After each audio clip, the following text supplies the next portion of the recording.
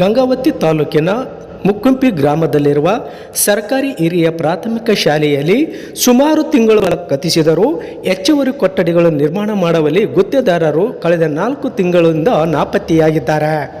ಒಟ್ಟಾರೆಯಾಗಿ 1ರಿಂದ 8ನೇ ತರಗತಿ ವಿದ್ಯಾಭ್ಯಾಸ ಮಾಡುತ್ತಿದ್ದ ವಿದ್ಯಾರ್ಥಿಗಳು ಸುಮಾರು 373 ವಿದ್ಯಾರ್ಥಿಗಳು ಈ ಒಂದು ಸರ್ಕಾರಿ ಹಿರಿಯ ಪ್ರಾಥಮಿಕ ಶಾಲೆಯಲ್ಲಿ ವಿದ್ಯಾಭ್ಯಾಸವನ್ನು ಮಾಡುತ್ತಿದ್ದಾರೆ.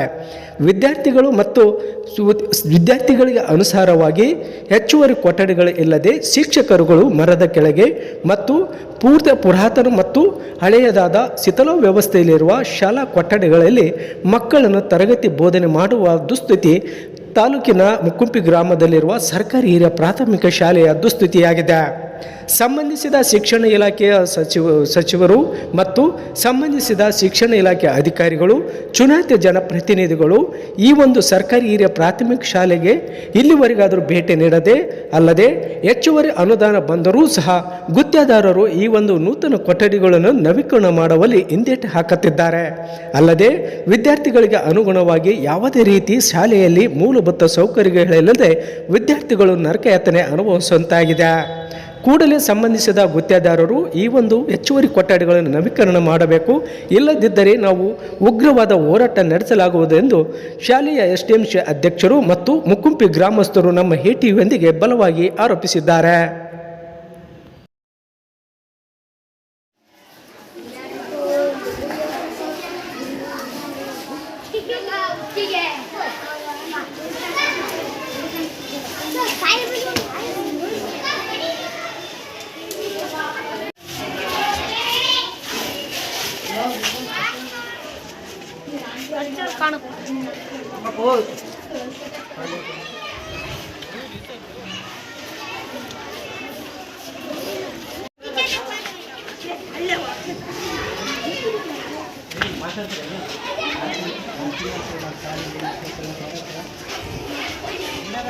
ಬುಕ್ ತೆಗೆದು ಓದ್ತಾರೆ.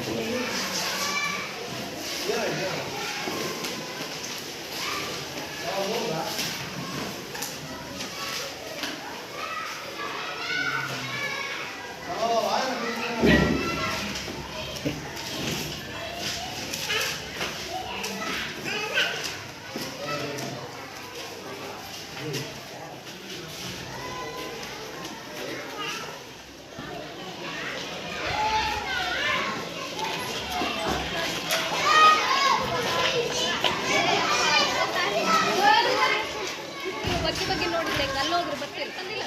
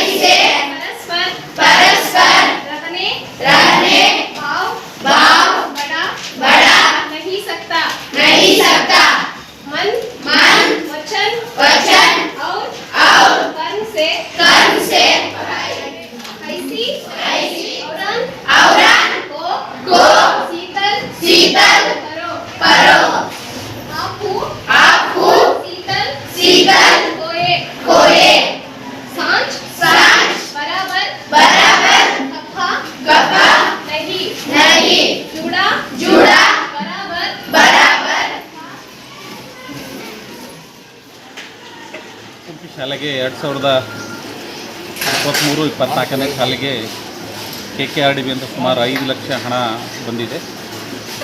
24ನೇ ಸಾಲಿಗೆ ಜೂನ್ ತಿಂಗಳಲ್ಲಿ ಬಂದು ಸ್ವಲ್ಪ ಕೆಲಸ ಮಾಡಿ ವಾಪಸ್ ಹೋಗಿರ್ತಕ್ಕಂಥವ್ರು ಮತ್ತು ಈ ಶಾಲೆಗೆ ಯಾರೂ ಒಳ ನೋಡಿಲ್ಲ. ಶಾಲೆಯ ಕೊಠಡಿಗಳು ತುಂಬ ಹಾಳಾಗಿದ್ದಾವೆ, ದುರಸ್ತಿ ಇದೆ. ಮತ್ತು ಫಿಲ್ಟರ್ ನೀರು ಕೂಡ ದುರಸ್ತಿ ಮಾಡಬೇಕಾಗಿದೆ. ಮತ್ತು ಶೌಚಾಲಯಕ್ಕೊಂದು ಮಿಷನ್ ಕೂಡ ಅಂತ ಹೇಳೋದು ಎಸ್ಟಿಮೇಟಲ್ಲಿ. ಯಾರೂ ಇದುವರೆಗೂ ಎಸ್ಟಿಮೇಟು ತಂದು ಕೊಟ್ಟಿಲ್ಲ, ಮತ್ತು ಕೆಲಸಗಾರರು ಯಾರೂ ಬಂದಿಲ್ಲ.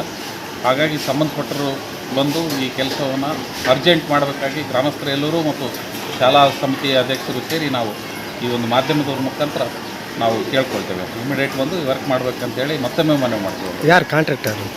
ಕಾಂಟ್ರಾಕ್ಟ್ರು KKRDB ಅಂತೇಳಿ ಬಸವರಾಜ್ ಜೈ ಅಂತ ಗೊತ್ತಾಗಿತ್ತು ನಮಗೆ. ದೇವರಾಜ್ ನಾಯ್ಕ ಅಂತೇಳಿ. ಏನು ಅವ್ರು ಹೇಳಿದ್ರು ಬರ್ತಾ ಇಲ್ಲ? ನಮಗೆ ಬಂದು ಮಾಡ್ತೀವ್ರಿ ಅಂತ ಅಷ್ಟೇ ಹೇಳ್ತಾರೆ. ಫೋನ್ನಲ್ಲಿ ಯಾವ ಫೋನ್ ನಂಬರ್ಗಳನ್ನು ಸ್ವೀಕರಿಸ್ತಾ ಇಲ್ಲ. ಹಾಗಾಗಿ ಇಮಿಡಿಯೇಟ್ ಬರ್ಬೇಕಂತೇಳಿ ನಾವು ಕೇಳ್ತೀವಿ. ತಮ್ಮ ಮುಖಾಂತರ ಮತ್ತೊಮ್ಮೆ ಕೇಳ್ತೀವಿ.